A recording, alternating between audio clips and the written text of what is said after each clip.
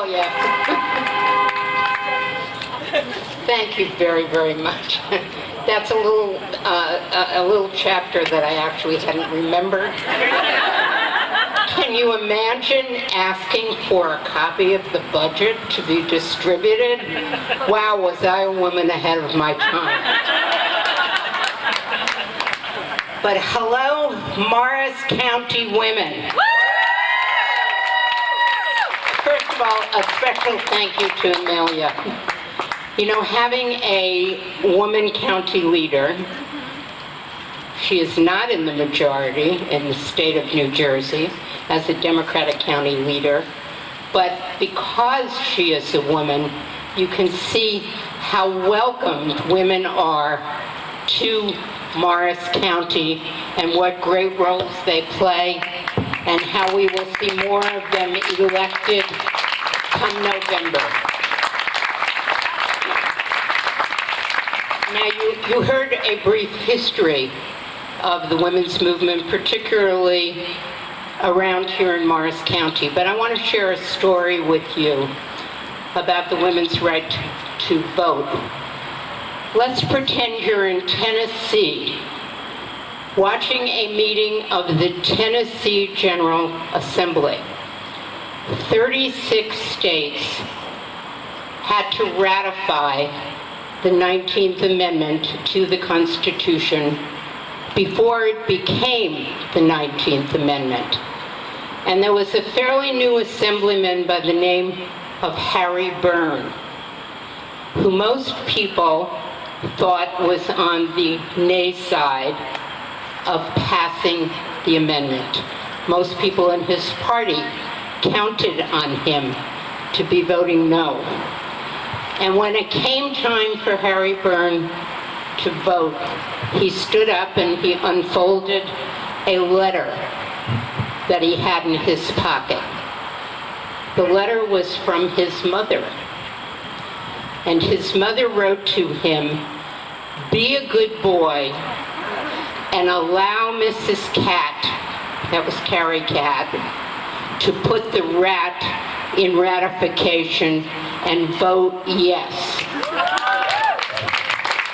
And we should all be very proud to give a little bow, not only to Harry Byrne, but to his mother, because it was Tennessee, and Harry Byrne's vote certainly helped, that put the 19th Amendment over the top, giving women the right to vote. So I often think that when we honor women, we really should be honoring Harry Byrne's mother, wherever she's been laid to rest in Tennessee. This is such an important election. Not only is women's right to choose, but democracy is on the ballot this year. It is women's vote that have helped us to preserve what's left of the democracy that we have in the United States. It's women's vote that put Joe Biden into the presidency. And now, as we watch an ex-president on the cusp of being accused of espionage, and a party that has stood by silently and enabled this man to carry this country to where we are today. It is women who will send a message to those enablers. We want our democracy back. We want our Supreme Court back. We want women's voices to be heard. Now, thankfully, we live here in New Jersey. We can never take any of this for granted. But we live here in New Jersey, where a woman's right to choose, women's reproductive freedom, is guaranteed in state law.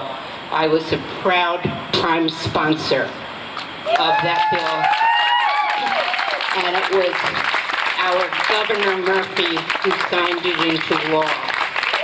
And yes, Somebody brought up pay equity here.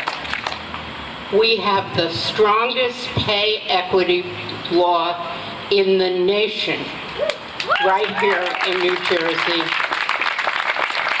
signed by Governor Murphy. And marriage equality, a long, tough battle. We passed it in the New Jersey legislature, but we had a governor then who had a veto pen. Some of you might remember who Chris Christie was. He vetoed it, and we had to go through. We could never get the required number of votes to override then Governor Christie's veto of marriage equality, but it was finally guaranteed through the New Jersey Supreme Court, and marriage equality is guaranteed in the state of New Jersey. So, in some ways, it's been kind of a, how do I keep my head screwed on straight feeling for me. Watching things that I thought we solved 50 years ago, that we marched for 50 years ago, watching that being dismantled. But when I see the kind of people here, and I see people like you, Laura, you give me hope, energy to keep up the fight and to make sure that your generation will not have to do this, hopefully, in another 50 years. So,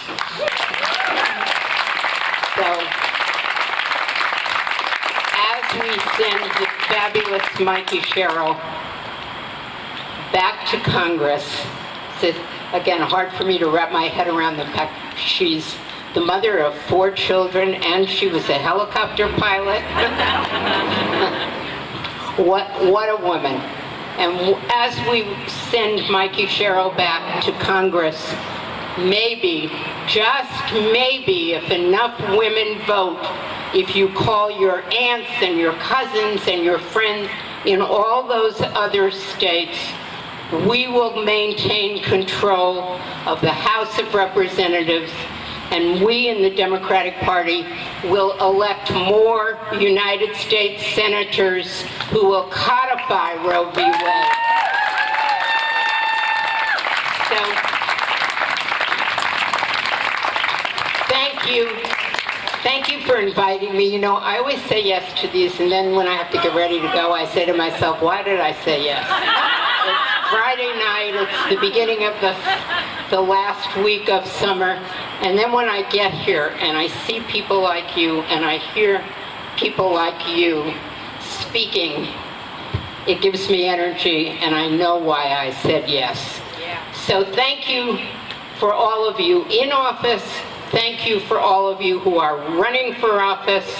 Thank you for all of you who will be voting and will bring more voters to the polls in November so that the rest of the country can become more like New Jersey. Thank you very much.